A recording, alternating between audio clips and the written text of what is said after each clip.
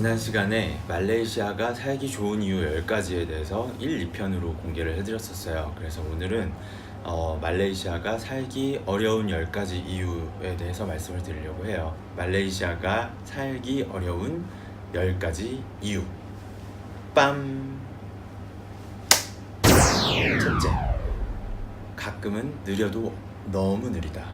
제가 살기 좋은 이유에서도 이 똑같은 이유를 얘기를 했었어요. 제가 처음 다녔던 회사의 사무실 복합기가 고장이 난 적이 있었는데, 그래서 스캔도 안 되고 막 복사도 안 되고 하니까 업무가 너무 불편한 거예요. 그래서 그 수리하시는 분을 불렀죠. 저희 계약업체에 계신. 근데 그분이 와서 뚝딱뚝딱 하더니 다 고쳤다고 하시고 가셨는데 2시간 만에 다시 또 고장이 났어요. 또 불렀죠. 그래서 오늘은 한번 갔다 온 데라서 다시는 못 간대요. 그래서 이틀 뒤에 다시 오셨어요. 또 뚝딱뚝딱 하시더니 이제 될 거래요. 그리고 나서 이틀 뒤에 또 고장이 났어요. 이거를 8번을 반복을 했는데도 한 달 동안 그게 해결이 안 되더라고요. 이건 그냥 단순히 느리다고 얘기할 수 있는 것 뿐만 아니라 약간의 책임감이 부족해 보이거나 정말 자기가 맡은 일을 시간 안에 잘 대응해서 처리를 해야겠다라는 생각을 별로 안 하는 것 같아요. 최근에 한번 뉴스가 나왔었는데 학업 비자랑 이민 비자 신청하신 분들이 거의 5,000건 가까운 그 비자 신청건이 처리가 전혀 안 돼서 굉장히 많은 불편을 겪고 계시다라는 뉴스가 나온 적이 있어요. 그래서 심지어 관련 부서와 마하티르 총리까지 나서서 앞으로 6개월 안에 학업 비자와 이민 비자 모든 건수를 다 해결해라 라고 지시를 내릴 정도로 이게 약간 심각한 사회 문제가 될 수 있는 거죠. 심지어 지금 현재 총리가 마하티르 뚜넴이라고 부르는데, 뚜넴께서 말레이계의 근무 태만 그리고 게으름에는 정말 확실한 문제가 있다라고 공식 석상에서 언급하신 적도 있어요. 한국 사람은 빨리빨리 문화가 되게 강하기 때문에 여기서도 그런 단어가 있긴 해요. 빨리를 쯔팟이라고 하는데 CEPAT, 그래서 쯔팟 그러면 빨리빨리 하라는 뜻인데, 그 쯔팟이 잘 먹히지 않는 문화라고 생각하시면 됩니다.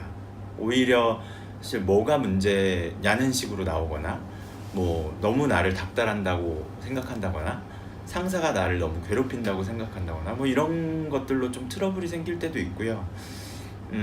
중요한 프로젝트들, 사업 프로젝트들 1년, 2년, 3년 정도 밀리는 건 비일비재하죠. 또 만나자, 금방 보자, 뭐 조만간 보자 이러면 우리의 조만간은 사실 6개월, 1년이 아니잖아요. 심지어 투마로가 아닌 경우도 있어요. 지금 간다, 곧 한다, 빨리 할게, 뭐 이런 말들에 들어가 있는 지금, 곧, 빨리가 곧대로 지금, 곧, 빨리가 아닌 경우가 진짜 많아요. on the way 라는 말을 쓰거든요. 그 on the way를 OTW라고 잘 줄여서 써요. 그래서 그냥 왓츠앱이나 위챗 같은 걸로 오죠. OTW. 뭐 친구랑 약속했을 때도 OTW. 그랩 기사가 나를 찾으러 올 때도 OTW, on the way 이렇게 오는데, 그 on the way가 진짜 on the way가 아니에요. 뭐 집에 있거나 아직 출발 안 했거나 밥 먹고 있거나 딴짓하고 있거나 이런 경우도 되게 많아요. 둘째, 생활비. 말레이시아 장점 중에 그 물가가 저렴하다는 것 때문에 생활비가 많이 들지 않을 거라고 기대하시는 분들이 많으신데, 휘발유, 팜오일, 천연자원 이런 게 풍부하기 때문에 유류, 식용유, 과일, 열대과일, 그다음에 식자재 뭐 이런 것들은 당연히 저렴한 편이에요. 그치만 공산품이나 수입품, 제조품 이런 것들은 우리나라 가격보다 심지어 더 비싼 경우도 있어요. 그리고 수입차라든지 아니면 전자제품 아니면 생활가전 이런 것들은 한국 물가보다 되게 비싼 경우도 있어서, 제가 최근에 친구랑 같이 그 쿠쿠 밥솥을 한번 사러 가려고 한 적이 있었는데, 그때 우리나라 네이버 사이트에서 나오는 쿠쿠 밥솥이 25만원짜리 IH 밥솥이 있었거든요. 굉장히 좋은 라인이었어요. 고가 라인. 근데 여기서 그게 70만원이더라고요. 그래서 샵 직원한테 물어봤죠. 한국에서도 25만원 밖에 안 하는데 왜 여기 70만원씩이나 하냐 그랬더니, 세금이랑 뭐 이런 것 때문에 그런다, 그냥 한국에서 사업 와서 여기서 쓰는 게 나을 것 같다 너네는. 그리고 제가 사는 집을 예로 집세를 한번 설명을 해보면, 지금 사는 동네는 방사라고 아마 말레이시아에 여행 오시는 분들도 많이 아시는 동네일 텐데, 방사라는 곳이 우리나라로 치면 약간 이태원, 뭐 압구정동, 청담동, 가로수길 이런 느낌처럼 외국인들도 많이 살고 외국인들을 많이 볼 수 있고 약간 도시 정비도 잘 돼 있고 이런 도시예요. 경전철역 바로 옆에 있는 쇼핑몰하고 붙어 있는 주상복합 콘도미니엄에 살고 있는데, 그 스튜디오의 투룸인데 뭐 있을 건 다 있죠. 가구랑 이런 건 다 들어가 있고 뭐 드럼 세탁기도 있고 건조기도 있고 막 그런데, 이 집의 한 달 월세가 2,200링깃이에요. 지금 환율로 따지면 한 58만 원? 뭐 이 정도 될 거예요. 근데 20평 투룸에 모든 가구랑 가전제품이 다 풀리 퍼니시드로 있으니까 보증금도 2개월 초 월세였고 별로 부담이 안 돼서, 저는 교통편이 편리하고 집 아래 내려가면 바로 대형 슈퍼마켓이 있고 뭐 옷도 살 수 있고 다른 물건도 살 수 있고 한식당도 있고 이렇기 때문에 이 집을 골랐는데, 사실 이 정도 비용을 한국과 비교했을 때 제가 지불하는 건 전혀 아깝지 않다라고 생각은 하지만, 현지인들이 봤을 때는 한 달 월급이나 마찬가지이기 때문에 제가 내는 월세가 정말 큰 돈이나 다름없어요. 제가 다녔던 첫 회사 신입 직원 한 달 월급이 2,000링깃이 안 됐었거든요. 기본급이 1,600링깃이었는데 그걸 감안하면 그 친구가 보기에는 저는 자기 월급을 월세에만 축내고 있는 사람이 되는 거죠. 말레이시아에서 말레이시아 사람처럼 근데 적응만 하실 수 있으면 사실 모든 것이 풍요로울 수도 있어요. 예를 들면 식사를 뭐 비싼 레스토랑에서 하지 않고 현지인들이 많이 가는 호커센터 아니면 마막 이런 곳들에 가서 식사를 한다든지, 심지어 1,000원, 1,500원에도 되게 맛있고 배부른 식사를 먹을 수가 있거든요. 만약에 한국 식당에서 밥 한 끼를 먹으려고 하면 별로 맛이 없어도 7, 8천 원 정도는 줘야 돼요. 더 비싼 건 뭐 10,000원도 넘어가기도 하고요. 그러니까 그런 좋은 음식들을 매번 끼니 때마다 먹게 되면 한국보다는 싸다는 생각은 반드시 드는데, 그 돈을 계속해서 그렇게 쓰다 보면 말레이시아 물가 대비 엄청난 돈을 식비에만 쓰고 있다는 걸 느끼게 돼요. 근데 그렇다고 사람들이 사는 걸 바로 바꿀 수가 없는 게, 한국 사람이 매일 1,000원, 1,500원짜리 나시르막만 먹을 수는 없는 거잖아요. 그래서 생활 물가가 그다지 저렴하다고 느껴지지 않을 수도 있다는 말씀 두 번째로 드립니다. 세 번째, 물가가 저렴하다고 생각하지만 물가만 저렴한 게 아니에요. 임금도 낮을 수 있습니다.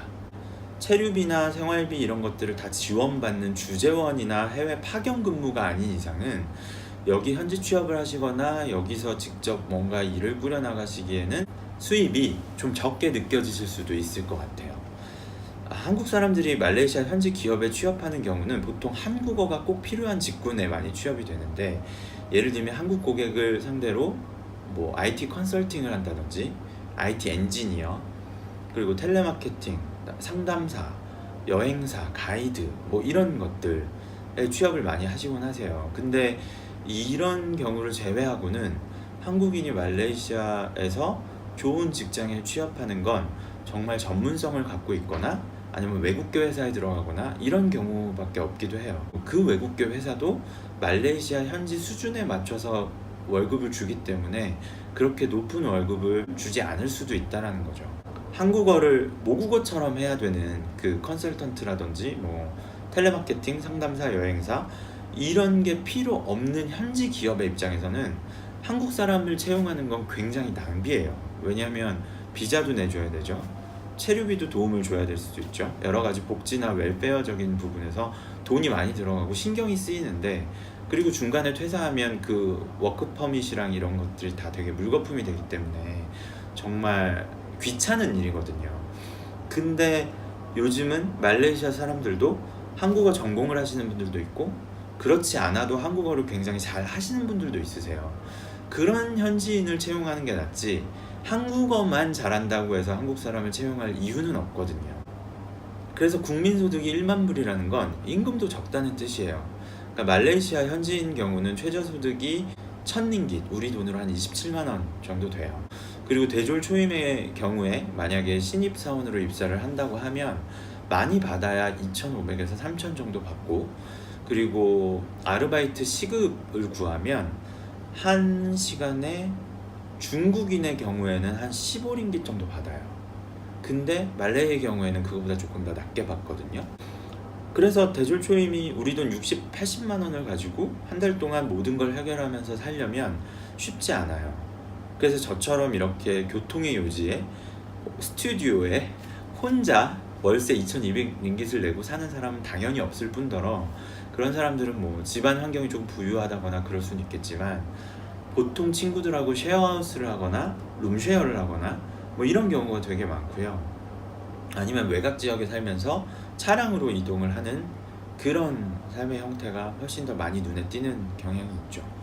사실 한국 분들은 조금 많이 받으시면 뭐 170만 원에서 200만 원, 많게는 250만 원. 물론 직급에 따라 다를 수 있어요. 그분들이 하시는 일들이 향후 경력 측면에서는 장기적인 비전이 조금 없는 안타까운 경우도 생기기도 하거든요. 말레이시아에 취업했다고 되게 좋아서 오시는 분들이 내가 이 일을 계속 언제까지 할 수 있을까라는 생각을 하시고 그만두시는 경우도 본 적이 있어요. 한국 분들은 말레이시아에 살면서도 여가 활동이나 뭐 좋은 차, 좋은 옷, 좋은 음식, 뭐 주거 생활 전반에서 한국적인 라이프 스타일을 굉장히 끌고 가시는 분들이 있는데 200만 원 수입은 굉장히 적을 수도 있죠. 그리고 아이들이 있는 경우에는 교육비도 만만치 않으니까요. 그 부분은 염두를 해두셔야 될 것 같습니다. 네 번째, 최근에 경제 발전 속도가 좀 주춤해졌어요. 말레이시아 경제 성장률은 사실 한 20년 전에만 해도 한 8% 이상을 상회했었고 1970년도까지만 해도 말레이시아가 우리나라보다 훨씬 잘 사는 나라였어요. 근데 몇 년간 최근에 경제 성장률이 한 6% 정도를 상회하는 수준이었다가 이게 작년 기준으로 4.8%로 떨어졌어요.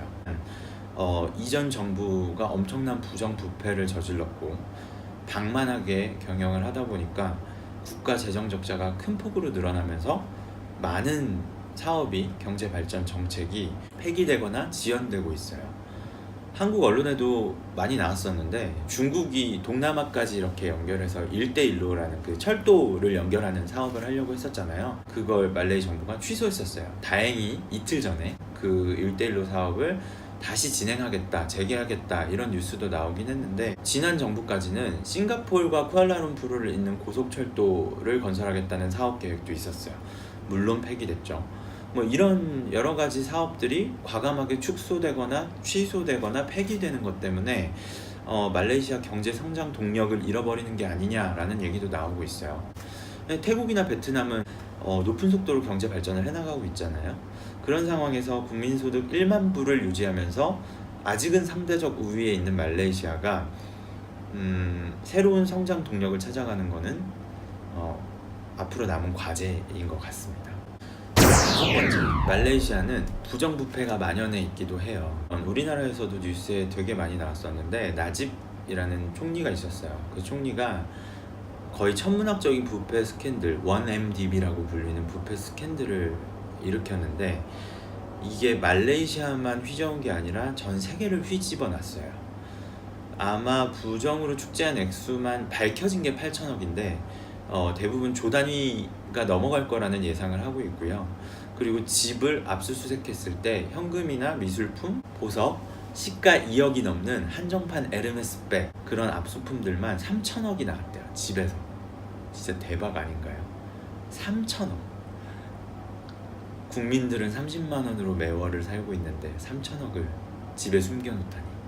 또 운전면허증이나 뭐 신분증 검사를 하거나 아니면 음주운전 확인을 할 때 경찰들이 은근히 뒷돈을 바래요. 그냥 그게 당연한 거라고 생각을 하는 것 같아요. 특히 그게 무슬림의 그 명절인 라마단 그리고 하리라야 때 되게 심한데 라마단이 끝나고 나면 하리라야라는 되게 대규모의 전국적인 축제를 해요.